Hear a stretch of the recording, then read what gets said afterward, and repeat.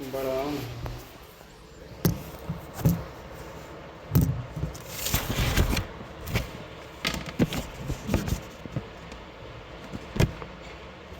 Good morning morning everyone. नमस्कार भाई, class start होगी बताने का मुझे। हाँ, एक सेकंड, थोड़ा सा हो सकता है कि बैटरी खत्म हो जाए, इससे पहले मैं थोड़ा चेंज कर रहा हूँ, नहीं डाल रहा हूँ।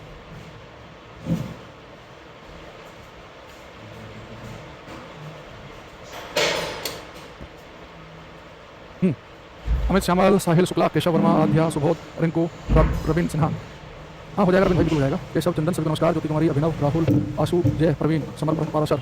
तो एक भाई ये सुबह 7 से 8 क्लास स्टार्ट हुई है, तो बिल्कुल आपकी क्लास जो है 1-2 मिनट लेट जाएगी डेली। जो क्लास ही खत्म हो पा रही है 7:58 तक, तो 1-2 मिनट आपका वेस्ट हो जा रहा है हर क्लास में, तो उसके लिए मैं खेद है। हालांकि कोशिश रहती है मेरी 7:55 तक क्लास खत्म हो जाए, पर कई बार बिल्कुल रोबोट की तरह काम नहीं हो पाता, 1-2 मिनट आगे पीछे हो जाती है। उम्मीद कर रहा हूँ कि आप इस बात को समझेंगे, ठीक है। जल्दी नाश्ता करें, क्लास में आगे बढ़िया है। घर से नमस्ते करें, सुबह गुड मॉर्निंग, नमस्कार नमस्कार। तो कल की क्लास में हमने टोटल इंटरनल रिफ्लेक्शन, पूर्ण आंतरिक परावर्तन पढ़ा था, ठीक है। अब यहाँ पे देखो, मैंने कल क्लास में बात बताई थी कि अगर लाइट जो है वो अगर डेंसर मीडियम से रेयर मीडियम में जा रही हो, सघन माध्यम से विरल में, लाइट कहाँ से जानी चाहिए? डेंसर से रेयर, सघन से विरल। तो लाइट सघन माध्यम से विरल माध्यम में जा रही हो, तो हमने कल की क्लास में बात पढ़ी थी कि अगर लाइट ठीक क्रिटिकल एंगल पर जाएगी, ठीक क्रांति कोण पर जाएगी, तो क्या होगा? जब लाइट जाती है क्रिटिकल एंगल पर, अब हमने आपको पढ़ाया था कि लाइट क्रिटिकल एंगल पर जाएगी तो लाइट बाउंड्री के साथ साथ निकलेगी, यानी कि आर की वैल्यू हो जाएगी 90 डिग्री, है ना। अब हो जाएगा 90। तो मैंने क्लास में जाकर आपको बताया था कि क्रिटिकल एंगल पर ये होगा, लेकिन लाइट क्रिटिकल एंगल से भी बड़े एंगल पर चली जाए, लाइट और क्रिटिकल एंगल से भी बड़े एंगल पर छोड़ रहे हैं, वो लाइट टोटली रिफ्लेक्ट हो जाएगी, पूर्ण रूप से परावर्तित हो जाएगी, है ना। क्या सारी बातें भूल गए हो? तो अगर हमारी क्लास का टाइम चेंज कर दें, 8-10 पर स्टार्ट कर देंगे, क्लास का टाइम 8 बजे रहेगा। 8-10 का 10 मिनट खराब करें बीच में, क्लास रहेगी 2 बजे तक, 8-10 नहीं 8-10 रहेगा। हो सकता है कि क्लास 8 के 8-1 पर स्टार्ट हो जाए, 8-2 पर 8-3 पर, तो मेरे को रहेगी 8-3 तक हम कर लेंगे स्टार्ट, है ना। वो किसी दिन हो सकता है कि 7 बजे क्लास पहले खत्म हो जाए, 8 बजे स्टार्ट हो जाएगी, तो है ना। अब आप ऐसे बार-बार जो कल की क्लास पे खाना खा रहे हो, क्रिटिकल एंगल क्रांति कोण की लाइट क्रिटिकल एंगल पर जाएगी तो बाउंड्री के साथ साथ उससे बड़े एंगल पर जाएगी तो पूर्ण रूप से परावर्तित। ये क्रिटिकल एंगल होता कितना है? 10 डिग्री है, 12 है, 15 है, 24 है, 30 है, 36 है, 42 है, 48 कितना है? तो मैं कहूँगा क्रिटिकल एंगल कोई फिक्स नहीं है, तो क्रिटिकल एंगल इस बात पर डिपेंड करेगी कि ये 2 मीडियम आपने लिए वो कौन से लिए? तो लाइट जानी चाहिए डेंसर से विरल, सघन से विरल माध्यम में, तो सघन से विरल तो पानी से हवा भी है और कांच से हवा भी है, डायमंड से हवा भी है, डायमंड से पानी भी है, डायमंड से कांच भी है। तो क्रिटिकल एंगल इस बात पर डिपेंड करती है कि आपने 2 मीडियम लिए हैं, वो कौन से, कौन सा पेयर लिया आपने? लाइट डायमंड से हवा में जा रही है कि पानी से हवा में जा रही है? कोई पानी से लाइट हवा में जाए तभी तो डेंसर से रही है, पानी का इफेक्टिवनेस ज्यादा हवा कम है, लाइट डायमंड से हवा में तभी डेंसर से रही है। तो क्रिटिकल एंगल की वैल्यू पर डिपेंड करती है 2 मीडियम कौन से हैं। इसलिए मैं काम करेंगे क्रिटिकल एंगल का मान निकालने के लिए, इसे क्वेश्चन करने भी है। हमें पता है कि फ्रॉम स्नेल्स लॉ, स्नेल के नियम से साइन आई और साइन आर का जो रेशियो है वो होता है n2/n1 के बराबर। आपको पता है स्नेल के नियम से लाइट जहाँ से चलेगी जो पहला मीडियम में जहाँ पहुंचेगी दूसरा है, तो sine I upon sine R का रेशियो होता है n2/n1, ठीक है। अच्छा, अब मुझे पता है कि मैं इस आई को क्रिटिकल एंगल कहूँगा जब आर की 90 डिग्री हो जाएगी, ठीक है ना। जब आर का मान 90 डिग्री हो जाए तो आई को कहते हैं क्रिटिकल एंगल। मैं वैल्यू पुट कर दूँ, साइन आई को मैं कहूँगा क्रिटिकल एंगल कब? जब आर की वैल्यू होगी 90 डिग्री, n2/n1, साइन 90 की वैल्यू 1, इसे हटा दो तो साइन आई सी कितना हो गया? n2/n1 के बराबर। यानी जब आपको क्रिटिकल एंगल निकालना है, ध्यान रखना, जब भी क्रिटिकल एंगल निकालना आपके पास एकमात्र यही फॉर्मूला है, sine I C equal to n2/n1 लिखा करो। अब तक रात को मैंने पेज भेज नहीं पाया, मैं आज भेज दूँगा, कल आपको सारी पेज मिल जाएंगी, ठीक है। फिर सर आपकी बुक का डुप्लीकेट टेलीग्राम पर भी कराया, उनके साथ पीडीएफ फॉर्म, उनके साथ पीडीएफ फॉर्म को महंगे, उनके साथ उसका प्रिंट आउट के बच्चा निकालेगा तो बहुत महंगा पड़ेगा, उनके साथ वहाँ पे भी देगा। और खाली ऐसे पीडीएफ रखने से मोबाइल में बच्चा पढ़ रहा होता तो इतना मेटल लोगों के पास पीडीएफ फॉर्म में है ना, तो सबके सब मास्टर ही बन जाते हैं। पीडीएफ फॉर्म में तो ठीक है, वो तो बुक ही लाया, पीडीएफ फॉर्म में तो अगर आप 21-22-25 रुपये हो सकता है कि इससे भी कम 40 रुपये में कितना हो सकता है कि कंपनी जो पब्लिकेशन वाली दे दे, तो पीडीएफ में खर्चा बढ़िया आता है ना। अरे साइन आई सी होता है n2/n1 के बराबर, ठीक है। अब यहाँ पे बात समझना, जब भी मुझे क्रिटिकल एंगल निकालना है तो बस एक ही फॉर्मूला n2/n1, यानी कि n1 का मतलब यहाँ पे पहले मीडियम का इफेक्टिव इंडेक्स और n2 क्या है? दूसरे मीडियम का इफेक्टिव इंडेक्स। n1 पहले मीडियम का है और n2 किसका है? दूसरे, ठीक है। अब यहाँ से मैं कुछ क्वेश्चन आपसे पूछता हूँ, इससे थोड़ा सा आइडिया होगा कि आप इससे पूरे क्वेश्चन कर पाएंगे कि नहीं। याद रखना, क्रिटिकल एंगल जब भी निकालना हो, क्रिटिकल एंगल देख के साइड में देना, sine I C equal to n2/n1, ये क्वेश्चन होगा तो इसलिए होगा, है ना। इसके अलावा मैं आज आपसे इससे पूरे क्वेश्चन करूँगा।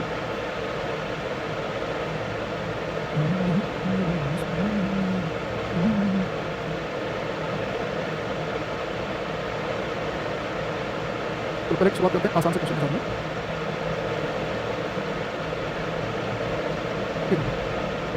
क्रिटिकल एंगल देखते मैंने कहा कि एक ही फॉर्मूला हमारे पास में है, जो भी होना उसी से होना है।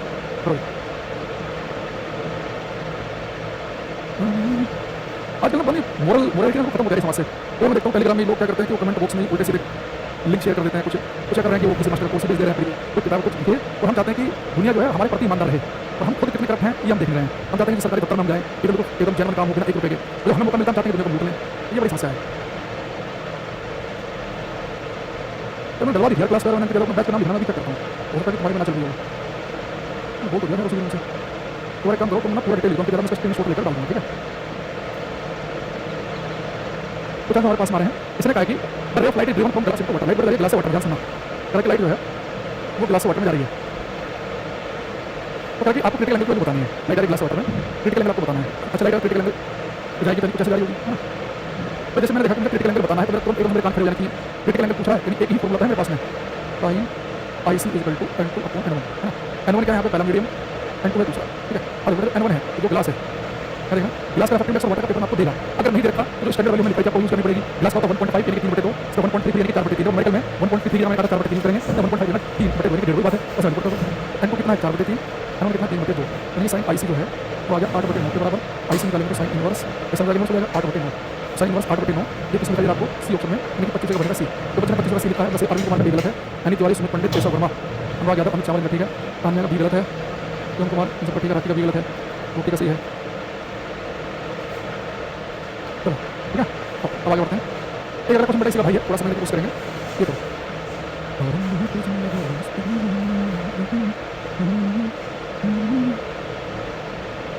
समझ दिमाग में आराम है, प्रश्न बड़ा चल रहा है। ये बच्चे कह रहे हैं कि सर दिल्ली में क्या हुआ, दिल्ली का तो बता था, इससे पहले बैच में बड़ा चक्कर हुआ भारत में। देखो कि कभी कहीं आर्टिस्ट पकड़ा जा रहा है, कहीं कुछ हो रहा है, लेकिन हर समय लोग लगे होते हैं कहीं ना कहीं। तो ये कि 1000 घटनाएं होती हैं, वो 4 में से होने से पहले समाप्त कर दिया, उसके बारे में कुछ होता नहीं, पता नहीं चलती हमें। तो 2-4 हो जा रही है, उससे लगता है कि कितना बड़ा क्या काम हो रहा है, तो 2-4 जो हो जा रही है तो प्रयास कितने हो होंगे वो सारी सफल हो जाएं, वैसे घर से आदमी बाहर निकलना बंद कर दे। ये बड़ी समस्या है कि क्या आप बोल सकते हैं इसके बारे में। कह रहे कि निर्वात में पूर्णांतरिक परावर्तन के लिए क्रांति कोण, सर आपको क्रांति कोण दे दिया, तो माध्यम में प्रकाश का वेग। यहाँ पर ये है ना कि लाइट जो है किसी मीडियम से जा रही होगी एयर में, निर्वात में मीडियम से एयर में। अच्छा मुझे कैसे पता चला कि लाइट मीडियम से वैक्यूम में निर्वात में ही जा रही है। तो देखो क्रिटिकल एंगल की बात कर रहा है, क्रिटिकल एंगल तो तब जा सकता है ना, तो लाइट जा रही है सघन माध्यम से विरल में, तो वैक्यूम तो सबसे विरल माध्यम है, ये लाइट जो है वो मीडियम से वैक्यूम में ही जा रही होगी। तो कह रहा कि निर्वात में पूर्णांतरिक परावर्तन के लिए क्रांति कोण 30 डिग्री, तो माध्यम में प्रकाश का वेग। लेकिन लाइट किसी मीडियम जा रही है वैक्यूम में, क्या बनाना सघन माध्यम से विरल वाला, वैक्यूम से विरल मीडियम तो हो ही सकता। तो क्रिटिकल एंगल बताना है किस माध्यम में प्रकाश का वेग क्या है, बड़े पहला मीडियम में दूसरा। जैसे आपने क्रिटिकल एंगल देखा, यहाँ तो फॉर्मूला एक ही है n2 अपॉन n1, लेकिन हमारे से वेग पूछ रहा है, तो मीडियम में वेग मान लो कि v1 है और वैक्यूम में v2। मैंने आपको बताया कि n2 अपॉन n1 के 1 लिख सकते हैं, v1 अपॉन v2 लिख सकते हैं ना। मेरा इफेक्टिव इंडेक्स का फॉर्मूला मैंने जब आपको पढ़ाया था तो बताया क्या होता है c/v, मैंने कहा कि n और v ऊपर नीचे लिखे हैं, n2 अपॉन n1 का लिख सकते हैं, v1 अपॉन v2, ठीक है। बस हमारा काम हो गया। तो कितना 30 डिग्री, तो sin 30 degree equal to v1 कितना है मीडियम में निकालना है, v2 वैक्यूम में लाइट किस में पता होती है 3 × 10 की पावर 8 मीटर पर सेकंड की, 3 × 10 की पावर 8 मीटर पर सेकंड। sin किसके लिए होती है हाफ, तो हाफ स्क्वायर हो गया v1 बटे 3 × 10 की पावर 8 मीटर पर सेकंड, और करेंगे तो आ जाएगा 1.5 × 10 की पावर 8 मीटर पर सेकंड के बराबर आ जाएगा। लेकिन बी आंसर है इसका। जो बच्चा 26 का बी मेरा उसका सही है, बाकी सब गलत है। रुपये का पेपर कब होगा, 1-2-3 दिन के अंदर मैक्सिमम पता चल जाएगा सबको, ठीक है। तो जैसे मैंने क्रिटिकल एंगल देखा, मैंने क्रिटिकल एंगल का बेसिक फॉर्मूला लिख दिया, ठीक है। तो मैं लिखता हूँ क्या होगी कि डेट आपको याद है कौन सी तारीख को हुई थी, क्या सी मुझे स्क्रीनशॉट ले लेना, करता हूँ उसका ना। एक तो क्वेश्चन और देखेंगे,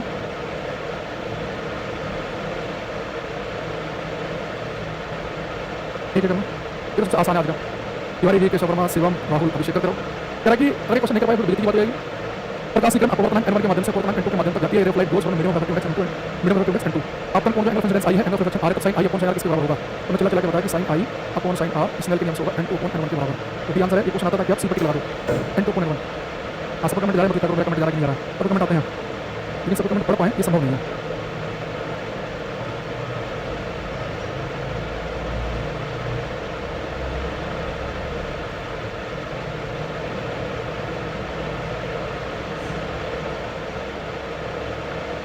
क्वेश्चन नंबर 11 करो, 11 ज्योति अंकित यादव की देख लेना, ठीक प्रवीण दीपांशु सब बच्चे करेंगे।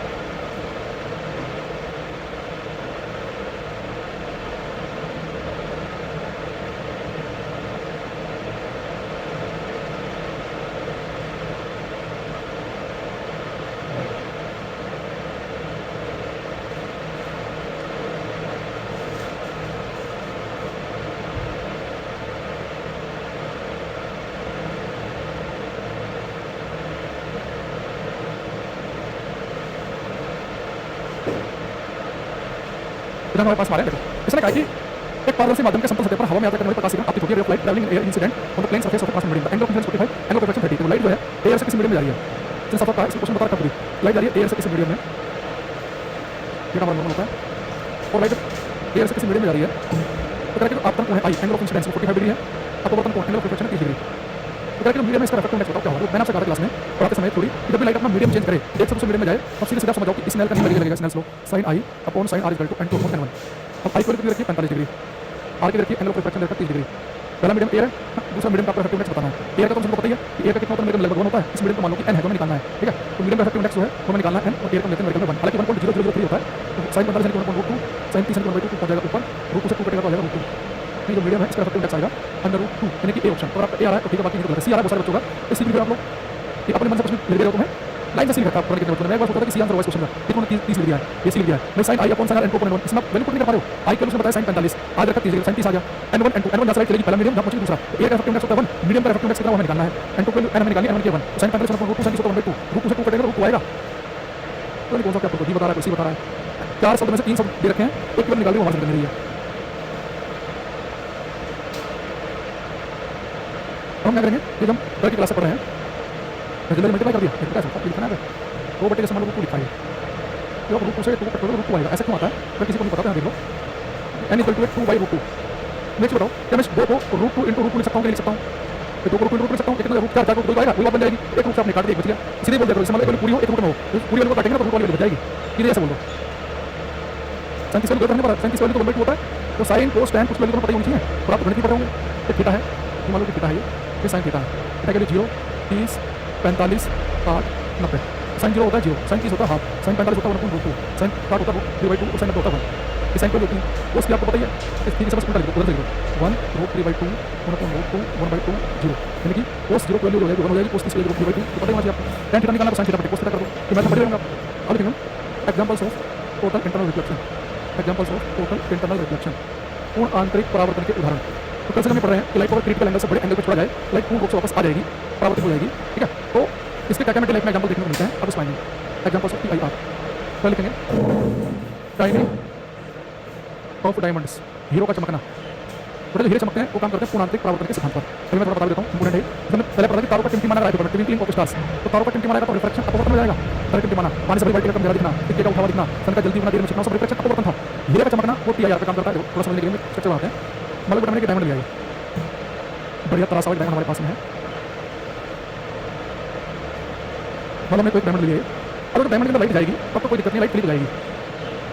अब जैसे लाइट निकलने की कोशिश करेगी, अब मामला सारा का सारा बदल जाएगा, क्योंकि जब लाइट डायमंड से बाहर निकलना चाहेगी, यानी कि लाइट जाना चाहिए विभिन्न माध्यम से रियल में, डेंसर से रियल में, तो डायमंड का इफेक्टिव इंडेक्स 2.42, तो एयर का तो 1 के आसपास ही है।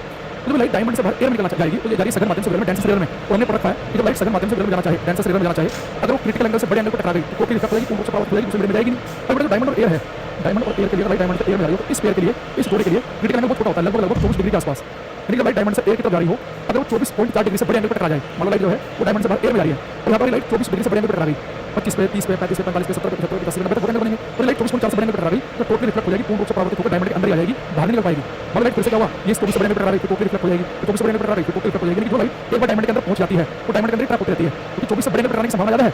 25 से लेकर 90 तक एंगल बनेंगे, मतलब फिर टकरा गई 24 से बड़े एंगल पर, फिर टोटली वापस आ गई। अब कुछ देर बाद मान लो लाइट जो है वो 24 से छोटे एंगल पर टकराई तो बाहर निकलेगी। अब जो लाइट बाहर निकलेगी बहुत ही इंटेंस लाइट होती है, चमक होगी, इसमें बहुत रोशनी होगी, ये आपकी आंखों में रोशनी सब घुसेगी तो आपको डायमंड बहुत चमकता दिखेगा। तो कंटीन्यूअसली काम चल रहा होता है, लगातार डायमंड के अंदर लाइट जा रही है, लगातार बाहर आ रही है, तो लाइट बाहर निकल के आ रही है, बहुत सारी लाइट इकट्ठी होकर बाहर निकलती है, तो लाइट जो है बहुत रोशनी आपकी आंखों में घुसेगी, इसलिए आपको डायमंड बहुत चमकते दिखते हैं। तो डायमंड के साथ क्या होता है कि जब डायमंड के अंदर लाइट जाती है तो वो क्या करती है, लाइट उसके अंदर ट्रैप होती रहती है, लाइट गई लगातार उसके अंदर इकट्ठी होती है, क्योंकि वहाँ पे लाइट टोटल इंटर रिफ्लेक्शन करती है। और जब वो 24 हम एंगल पर टकराएगी तो लाइट बाहर आएगी तो फिर प्रकाश होगा, एक साथ लाइट आंख में रोशनी घुस जाए, जिससे आपको बहुत चमक दिखेगी। अगर मैं टोटल टूटी आपके यहाँ पे ला दूँ तो आपको लगेगा कि रोशनी आ गई, आप उसे झेल नहीं पाएंगे। तो ऐसे डायमंड से रोशनी बाहर निकलती है, डायमंड तो हमें क्वेश्चन आता है कि डायमंड के अंदर जो है वो कौन सी घटना घटी होती है, पूर्ण आंतरिक परावर्तन की टोटल इंटर रिफ्लेक्शन। एक आपको लगना है डायमंड से लाइट एयर हो जाती है तो क्रिटिकल एंगल क्रांति पूर्ण का मान कितना होता है, 24.4 डिग्री। डायमंड एयर वाला आपको लगना है, बाकी का चाहो तो आपकी मर्जी है, एक दो बार चाहो तो इस लाइट अगर जा रही हो ग्लास से कांच से एयर में, तो क्रिटिकल एंगल की वैल्यू है वो थी लगभग 42 डिग्री। तो लाइट जा रही हो वाटर से एयर में, क्रिटिकल एंगल की वैल्यू लगभग 48 डिग्री। तो तीन तो आप याद कर लेना, पहले वाला याद करना, ठीक है। लोग कहते हैं डायमंड का हो जाता है, तो तुम्हारे सुना होगा डायमंड हो जाता है, कुछ नहीं कहता हूँ ताकि मान लो किसी घर वाले ने कहा मुझे डायमंड का सेट चाहिए, डायमंड का सेट पागल हो गई, डायमंड का सेट कर रही है, पता नहीं कि कितना क्या है, उसने क्या करूँ, अब घर वाले को दिखाना भी है, उसने कहते डायमंड का सेट मैं दिमाग भूल गया, लेकिन मुझे तो इम्पोर्टेंट है। अब डायमंड का सेट के लिए पहले की परिवार हो गया, मान लो कि हल्की झटकी आ गई, नींद आ गई, तो डायमंड पेट के जीप लग गया, काट के तो मर जाएगी, मैं नहीं चाहता कि चली जाए। इस तरह की बात हो सकता है किसी आशिक ने, प्रेमी ने, पति ने बहकाने के लिए किसी को सुना दी। अच्छा अब आते हैं सेकंड पे, ठीक है, कर सकते हैं रेसिंग कर सकते हैं। तो सेकंड बात है, एक बार TIR का एग्जांपल है कि हीरे का चमकना है, फॉर्मेशन ऑफ मिराज, मरग मरीचिका का बनना, फॉर्मेशन ऑफ मिराज, मरग मरीचिका का बनना, मिराज इसकी बात करेंगे हम, ये चेक करेंगे आपकी बात नहीं आती। अरे अरे आपने किसी होगी, अगर आपने पुरानी मूवी देखी, पुरानी कहानियाँ पढ़ना, नहीं पता कि एक बार एक गांव में एक राजा रहता था, उस गांव में गरीब ब्राह्मण रहता था। ब्राह्मण क्या होता है, कोई पुरानी किताब पढ़ो और फिर पिक्चर दिखाया बेचारा मास्टर, तो हम गरीब भी हैं और बेचारे भी हैं, तो पता नहीं डायमंड कहाँ से जिक्र करना है ना, तो इसलिए कभी ऐसा आया नहीं, इसलिए मैं ऐसी कहानी सुनाने का सोचता नहीं। तो बेचारा गरीब दोनों का है हमारे पास में, तो कहाँ डायमंड की बात कर रहे हो। और मैं शराब मिराज मरीचिका का बनना, मिराज का बनना। देखो अभी मिराज जो है बहुत सारे बच्चों ने हो सकता है पहली बार नाम सुना और देखा सबने, जब मई जून का महीना आता है गर्मी आती है बढ़िया, और आपने देखी होगी क्या मान लो कभी हाईवे पे जा रहे हैं गाड़ी से बस से कहीं, बहुत तेज धूप है, मान लो सड़क खाली है, तो सड़क को दूर तक देखना आपको कहीं सड़क पर लगेगा जैसे कि धूप हिल से चमक रही है, आपको ऐसा महसूस होगा कि जैसे वहाँ कुछ केमिकल लगेगा, पानी सा दिखा हुआ होगा, अलग सा कुछ चमकती सी दिखेगी, भ्रम होगा, जैसे आप गाड़ी से नजदीक जाएगा तो दिखेगा नहीं, आपको ऐसा आगे दिखेगा। तो गर्मी के मौसम में सड़क पर आपको जगह लगा जैसा लगता है कि कुछ पानी से कुछ फैला हुआ है, कुछ धूप से चमक रही है, कुछ भ्रम होता है, आपको सब कहते हैं मिराज। और जो मर्ग होते हैं हिरन, लगता है कि वो सच में ही पानी फैला हुआ है, वो उस चक्कर में हो जाते हैं, वहाँ चले जाएंगे, वहाँ देखेंगे आगे दिखाई देगा। तो गर्मी के मौसम में आपको सड़क पर जो आपको चमक से दिखती है, जो पानी से लगता है, भ्रम लगता है, मिराज होता है टीआईआर की वजह से। थोड़ा सा आपको बताऊँ यहाँ पर टीआईआर कैसे काम करता है। बेटा मान लो कोई सड़क है और सड़क पर मान लो कहीं दूर पेड़ है ना, पेड़ है, या मान लो हो सकता है कि ये हाईवे के किनारे पर किसी का मकान हो, कोई दुकान हो, या रेगिस्तान के अंदर रेत का टीला ही हो, है ना। अच्छा अभी हमारे पास में ये एक मान लो कि सड़क के किनारे पर कुछ भी हो सकता है, कोई कीकर का पेड़ हो सकता है, कोई मकान हो सकता है, कोई मेरा रेगिस्तान के ऊपर रेत का टीला भी हो सकता है। अब कहीं दूर आप गाड़ी से बैठ के आ रहे हैं, आप यहाँ पे हैं, तो गर्मी के मौसम में होता क्या है, जब सन की लाइट सूर्य का प्रकाश आता है ना, तो सन की लाइट सबसे पहले गिरती है जमीन पर, तो सन की लाइट सीधे जमीन पर टक्कर मारेगी, तो जमीन को गर्म हो जाएगी, तप जाएगी, जब जमीन को तप जाएगी, गर्म हो जाएगी, तो इसके आसपास की हवाएं चिपकी हुई है जमीन के साथ वो भी गर्म हो जाएंगी, कन्वेक्शन संवहन मेथड से यही पर जब पढ़ेंगे, तो जमीन गर्म हो गई, उसके आसपास हवाएं चिपकी हुई वो भी गर्म हो जाएंगी। अब लेकिन जमीन के आसपास की हवाएं होती हैं ये होती है गर्म, तो गर्मी के मौसम में जमीन के जो आसपास की जो एयर है ये हॉट एयर होती है, गर्म हवाएं। अब जो ऊपर की हवाएं थोड़ी सी कम गर्म होंगी, तो मैंने वो मेयर कह देते हैं गुनगुनी हवाएं, गर्म ये भी होंगी पर उसके मुकाबले कम गर्म होंगी। अब याद करो मैंने आपको क्लास में बताया था कि किसी मीडियम का रिफ्रैक्टिव इंडेक्स, आपको मीडियम पर डिपेंड करता है कि पानी का रिफ्रैक्टिव इंडेक्स अलग, कांच का अलग, सब अलग, लेकिन मैंने कहा कि रिफ्रैक्टिव इंडेक्स की वैल्यू इस बात पर डिपेंड करती है कि टेंपरेचर क्या है, टेंपरेचर के बढ़ने पर रिफ्रैक्टिव इंडेक्स घटता है। जो गर्म हवाएं होती हैं ये इनका रिफ्रैक्टिव इंडेक्स होता है कम, ये विरल माध्यम की तरह काम करती हैं। जो गर्म हवाएं होती हैं ये काम करती हैं एक विरल माध्यम की तरह, एक विरल मीडियम की तरह बिहेव करेंगी, विरल माध्यम की तरह गर्म हवाएं एक विरल माध्यम की तरह बिहेव करती हैं। जो वो मेयर उतनी गर्म नहीं है, इनका रिफ्रैक्टिव इंडेक्स ज्यादा होता है, ये डेंस मीडियम सघन माध्यम की तरह बिहेव करते हैं। एक बार पता है राजस्थान में होता था क्वेश्चन मिराज वाला, उनके यहाँ पे क्वेश्चन आ गया कि मिराज मर्ग मरीचिका क्यों बनता है, तो जनरली क्वेश्चन लिखा होता है कि टीआईआर पूर्णांक प्रावर्तक लिखा होगा कि अगर जमीन से सरफेस से ऊपर की तरफ जाएं तो रिफ्रैक्टिव इंडेक्स वैल्यू घटती है बढ़ती है, किससे रहती है।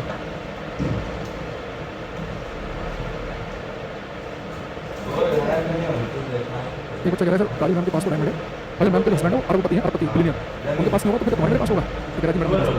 तो क्वेश्चन है मेरा आपसे कि अगर हम ये जो जमीन से ऊपर की तरफ जाएंगे रिफ्रैक्टिव इंडेक्स वैल्यू आपको बढ़ते हुए दिखेगी। देखो जो गर्म हवाएं हैं इनका टेंपरेचर ज्यादा है, ये विरल माध्यम की तरह काम करती हैं, जब जमीन से ऊपर की तरफ जाओगे तो हवा उतनी गर्म नहीं ठंडी होने जाएंगी, तो ठंडी हवा का रिफ्रैक्टिव इंडेक्स ज्यादा होता है। तो आपसे पूछे कि जब जमीन से ऊपर की तरफ जाते हैं तो रिफ्रैक्टिव इंडेक्स वैल्यू बढ़ती है घटती है, किससे रहती है, तो बोलेंगे ऊपर जाने पर रिफ्रैक्टिव इंडेक्स समान बढ़ता है, आपको वर्तमान में चेंज आता है बढ़ेगा, ठीक है। अब यानी कि ये बेटे ऊपर की हवाएं ये कम गर्म सघन माध्यम की तरह बिहेव कर रही हैं, नीचे की विरल। अब आप यहाँ पे खड़े हैं, अब मान लो कि ये बेटे तो ये पेड़ है, ये इस पेड़ को मुझे देखना है, आप मुझे बताओ मुझे कोई चीज कब दिखती है, मैंने इस क्लास में कई बार बताया कि हमें कोई चीज तब दिखेगी अगर किसी वस्तु पर लाइट लगा के हमारी आंख तक पहुंच जाए तो उसको दिखने लगती है। अगर मान लो बड़े स्क्वायर के इस वाले हिस्से से लाइट चलना शुरू करें, यहाँ से लाइट चल रही है, लाइट चल रही है, अब जैसे लाइट चल रही है तो आप बड़े ध्यान से देखेंगे सभी, लाइट कहाँ से चल रही है, सघन माध्यम से जा रही है, विरल माध्यम की तरफ, डेंस से जा रही है विरल, तो लाइट सघन से विरल की तरफ, तो लाइट टोटली रिफ्लेक्ट हो जाती है, पूर्ण रूप से परावर्तित हो जाती है और क्रिटिकल एंगल से बड़े एंगल पर टकरा जाए। लेकिन गर्मी के मौसम में कई बार क्या होगा, जैसे आप जा रहे हैं सड़क पर अच्छे खासे, तो मान लो कोई पेड़ है कुछ भी है, उससे किसी हिस्से पर लाइट टकराई और वो लाइट चलते क्या हुई, ये बैंड होकर आपकी आंख पर पहुंच गई, क्योंकि लाइट आ जा रही है सघन माध्यम से विरल में और डेंस से जाते लाइट टोटली रिफ्लेक्ट हो जाती है और क्रिटिकल एंगल से बड़े एंगल पर टकरा जाए। जैसे लाइट मेरी आंख पर पहुंचेगी तो मेरे ब्रेन को लगता है कि लाइट तो सीधी रेखा में चलती है, तो मेरे ब्रेन को लगेगा एक्चुअली लाइट है, लाइट तो सीधी रेखा में चलती है, तो मेरे ब्रेन को लगेगा कि एक्चुअली लाइट है ना वो इस वाले पॉइंट से नहीं आ रही, वो इस वाले पॉइंट से आ रही है, इस वाले पॉइंट में बनी है, उसके आसपास वाले पॉइंट में आसपास बनेगी। यानी गर्मी के मौसम में आपको सड़क पर दिखता है ना वो एक्चुअली में क्या होता है, किसी पेड़ की, किसी मकान की, किसी रेत की इमेज होती है सड़क पर, जब आपको महसूस होती है, वो किससे हो रही है, लाइट के पोटेंशियल रिफ्लेक्शन पूर्णांक प्रावर्तन की वजह से, क्योंकि लाइट गर्मी के मौसम में जब सघन माध्यम से विरल माध्यम की तरफ जाती है तो क्रिटिकल एंगल से बड़े एंगल पर टकरा कर टोटली रिफ्लेक्ट होकर आपको पहुंचेगी। ब्रेन को लगता है लाइट तो सीधी रेखा में चलती है, तो ब्रेन को लगेगा लाइट इस वाले पॉइंट से नहीं आ रही, उस लाइट इस वाले पॉइंट से आ रही है, आसपास वाले पॉइंट की आसपास बनेगी, तो किसी चीज की इमेज आपको सड़क पर दिख रही होती है, जिसका आपको इल्यूजन भ्रम होता है, ठीक है। बस आपको ध्यान रखना है कि गर्मी के मौसम में आपको मिराज दिखता है, सड़क पर भ्रम सा होता है, पानी से फैला हुआ है, वो प्रकाश की घटना की वजह से हो रहा है, मिराज का बनना होता है टीआईआर पूर्ण आंतरिक परावर्तन की वजह से, ठीक है। जैसे होटल ऊपर जाती रहती है, उसे क्या रहता है गर्मी के मौसम में जाकर सड़क पर हवा सूर्य का प्रकाश पड़ता है तो गर्म हो जाएगी, इसके आसपास की हवा गर्म होगी, गर्म ऊपर उठेंगी ठंडी नीचे, जैसे चलते चलते हवा गर्म हो जाती है, पर कंपैरेटिवली नीचे वाली हवा ज्यादा गर्म रहेंगी, ऊपर वाली जो रहेंगी वो कम गर्म रहेंगी, क्योंकि एयर की जो डेंस जो ग्रेविटी होती है ना अर्थ की वो भी अपनी तरफ हवा को खींच करती है, ज्यादा डेंस हवाएं जमीन के आसपास होती हैं, ऊपर डेंसिटी कम होती है हवा की, तभी तो एवरेज छोटे सांस ले पाती है, इतनी कम ऑक्सीजन रह जाती है। ऐसा छोटा आ जाओ, हीरे का चमकना किसका काम करता है, टीआईआर पे, मिराज बनना टीआईआर पे, एक देखेंगे ऑप्टिकल फाइबर किसका काम करता है, प्रकाशित तंतु, ऑप्टिकल फाइबर प्रकाशित तंतु का बनना भी काम करता है टीआईआर पे, ऑप्टिकल फाइबर प्रकाशित तंतु, ऑप्टिकल फाइबर समझ रहा है। आप अपने घर में वाईफाई लगवाओ जियो वगैरह का, एक हमारे देश में तो लोग हैं लेकिन भाई साहब ये चीज़ हो रही है अंबानी अडानी की पैसे आ रहा है, भाई कोई ना कोई सर्विस देगा वो पैसा जाएगा किसी न किसी के पास में, तो विदेशी कंपनी आके लिए तो अपनी देशी कंपनी में जा रहा है, क्या समस्या है। भारत में कई बार मैं देखता हूँ पढ़े लिखे बच्चे हैं ना वो भी कई बार देखता हूँ सोशल मीडिया पर ऐसे कमेंट कर रहे होते हैं, सब किसी पॉलिटिकल पार्टी के चक्कर में आते हैं, इसे कोई बुद्धि अपनी किसी को लगानी नहीं है, तो बाहर का कोई आकर पैसे कमा ले कोई दिक्कत नहीं हमें, बाहर बिलियनर बन जाए लोग, अपने देश का मैंने चलाया मैंने, ये कैसे हम भूखे हैं, उससे कोई दिक्कत नहीं है, पड़ोसी जो है वो काट पकड़ी ना खाए, ये हम भारत की मानसिकता है। ये हमारे पास में ये हम मान लो अपने घर में जियो फाइबर लगवाया है, बहुत बढ़िया जियो फाइबर, बहुत बढ़िया इंटरनेट देता है, तो 10 नंबर दूंगा एकदम।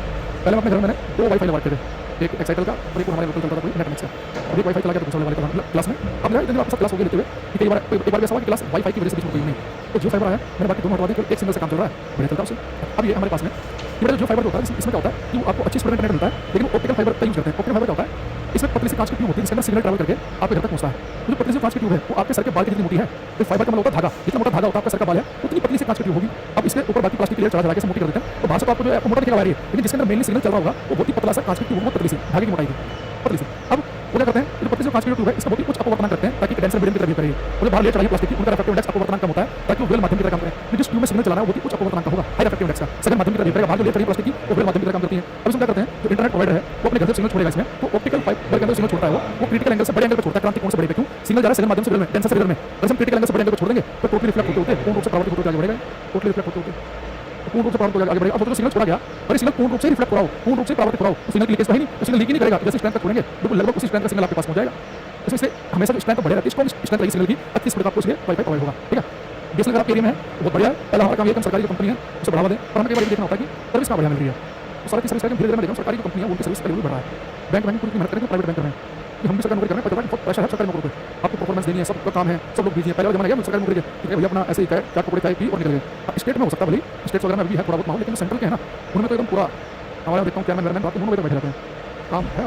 तो धीरे धीरे ऊपर लेवल पर करे लोग बैठेंगे काम करेंगे, नीचे वाले भी करेंगे। जो ऑप्टिकल फाइबर प्रकाश तंतु इसके अंदर कौन सी घटना होती है, प्रकाश के पूर्णांतरिक परावर्तन की। और इसमें क्वेश्चन आता है कि ऑप्टिकल फाइबर के जनक कौन है, फादर ऑफ ऑप्टिकल फाइबर, इसके जनक हैं नरेंद्र कपानी, तो भारतीय मूल के अमेरिकन है नरेंद्र कपानी साहब, नरेंद्र कपानी। ठीक है, लिखेंगे एग्जाम्पल नंबर 4, ये बता रहा एंडोस्कोपी।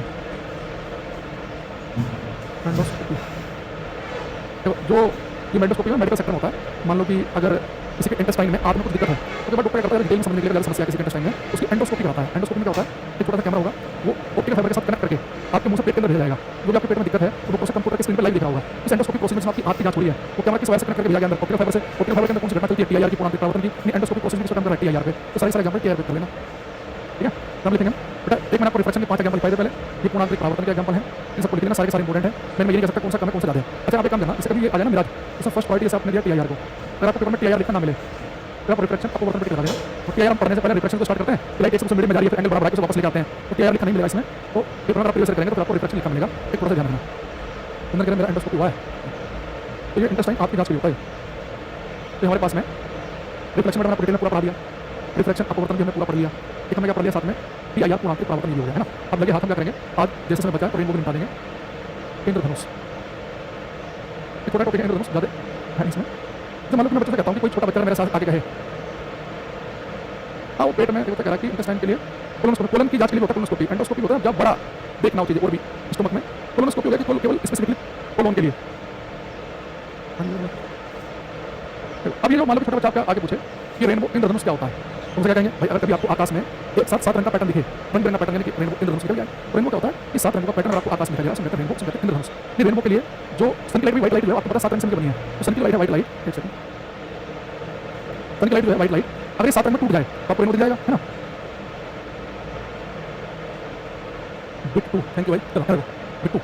अब यानी कि अगर आपको रेनबो देखना है तो सबसे इंपॉर्टेंट ये कि रेनबो इंद्रधनुष अगर मुझे देखना है, मुझे आकाश में 7 रंग दिखने चाहिए। इस सूर्य का प्रकाश व्हाइट लाइट को 7 रंग में टूटना चाहिए। और हम सबको पता है कि जब व्हाइट लाइट 7 रंग में टूटती है, लाइट हमें पता है कि प्रिज्म से पास करके 7 रंग में टूट जाती है, तो जो लाइट प्रिज्म से पास करके 7 रंग में टूटती है कहते हैं डिस्पर्जन, वर्ण विक्षेपण। ऐसे पढ़ेंगे रेनबो बनता है ना, मैं बनाऊंगा डायग्राम। रेनबो बनते समय सन की लाइट जब वर्षा की बूंदों के अंदर से गुजरती है, रेन ड्रॉप के अंदर से, तो वर्षा की बूंदें भी प्रिज्म की तरह काम करती है, नेचुरल प्रिज्म की तरह लाइट को 7 रंग में तोड़ देती है। तो रेनबो बनने के लिए लाइट को 7 रंग में टूटना जरूरी है, जो प्रिज्म से पास करके टूटे, जो प्राकृतिक प्रिज्म वर्षा की बूंद से पास करके टूटे, इसे कहते हैं डिस्पर्जन। ठीक है, अब लिखेंगे रेनबो के लिए इंपॉर्टेंट है डिस्पर्जन ऑफ लाइट, प्रकाश का वर्ण विक्षेपण। डिस्पर्जन का मतलब होता है लाइट का 7 रंग में टूटना, प्रकाश का वर्ण विक्षेपण, प्रकाश का वर्ण विक्षेपण। तो कोई आपसे पूछ ले कि रेनबो में जो 7 रंग दिखाई देते हैं कलर्स इन रेनबो, वो किस घटना के होते हैं, डिस्पर्जन की वजह से। आपको सोचो अगर सन की लाइट है व्हाइट लाइट 7 रंग में टूटे ही ना, आपको 7 अलग अलग रंग दिखे ही ना, आप कभी किसी कहोगे कि रेनबो निकला हुआ है, रेनबो कहते हैं जब आपको 7 रंग दिखते हैं, रेनबो के लिए 7 रंग में लाइट का टूटना जरूरी है। अच्छा रेनबो बनता है एक घटना होती है इंटरनल रिफ्लेक्शन, आंतरिक परावर्तन। याद रखना मैंने आपको पूर्णांतरिक परावर्तन लिख रहा हूं, आंतरिक परावर्तन, इंटरनल रिफ्लेक्शन, ना कि टोटल इंटरनल रिफ्लेक्शन। जब रेनबो बनता है तो आंतरिक परावर्तन होता है, लाइट वर्षा की बूंद के अंदर आंतरिक रूप से परावर्तित होती है, पूर्ण रूप से परावर्तित नहीं होती। लेकिन बहुत सारी किताबों में इवन कंपटीशन के पेपर में टोटल इंटरनल रिफ्लेक्शन ही देता है। याद रखना इंटरनल रिफ्लेक्शन सही आंसर है। अगर आप 10th क्लास के एनसीईआरटी पढ़ो तो साफ साफ लिखा हुआ है कि रेनबो बनते समय वर्षा की बूंद के अंदर इंटरनल रिफ्लेक्शन हो रहा है, आंतरिक परावर्तन हो रहा है। ये पूर्ण आंतरिक परावर्तन नहीं है, लेकिन अगर हमें आंतरिक परावर्तन लिखना ना मिले तो मजबूरी में हम पूर्ण आंतरिक परावर्तन से काम चला लेंगे। जब मैं आपको डायग्राम बना के दिखाऊंगा रेनबो का तो आप समझ जाओगे ये कैसे कैसे होता है। तीसरा, जब रेनबो बनता है एक घटना होती है रिफ्लेक्शन की, अपवर्तन की। रिफ्लेक्शन की लाइट का मीडियम चेंज करना, लाइट मीडियम चेंज करेगी, हवा से जाएगी वर्षा की बूंद के अंदर और वर्षा की बूंद से बाहर आएगी। जब रेनबो बनता है तो 3 घटना होती है मेनली, एक लाइट का 7 रंग में टूटना, splitting of white light into 7 colour. Dispersion क्या होता है, splitting of white light into 7 colours. तब ये प्रकाश का 7 रंगों में टूटना। ठीक है, और एक लाइट वर्षा के बूंद के अंदर आंतरिक रूप से परावर्तित होती है और एक घटना होती है रिफ्लेक्शन की लाइट में मीडियम चेंज करने की, ठीक है। इस कैटेगरी चीज़ों को लाएगा। तो आज के रखने का इसका मैं डायग्राम बनाकर आपको बताऊंगा कि जो रेनबो जो है वो ये तीन घटनाएं होती है, इसके डायग्राम बना के आपको समझा देंगे, ठीक है। तो आज के लिए रखते हैं, बाकी मिलते हैं कल, ठीक है। तो आज के लिए इतना ही, ठीक है। Thank you.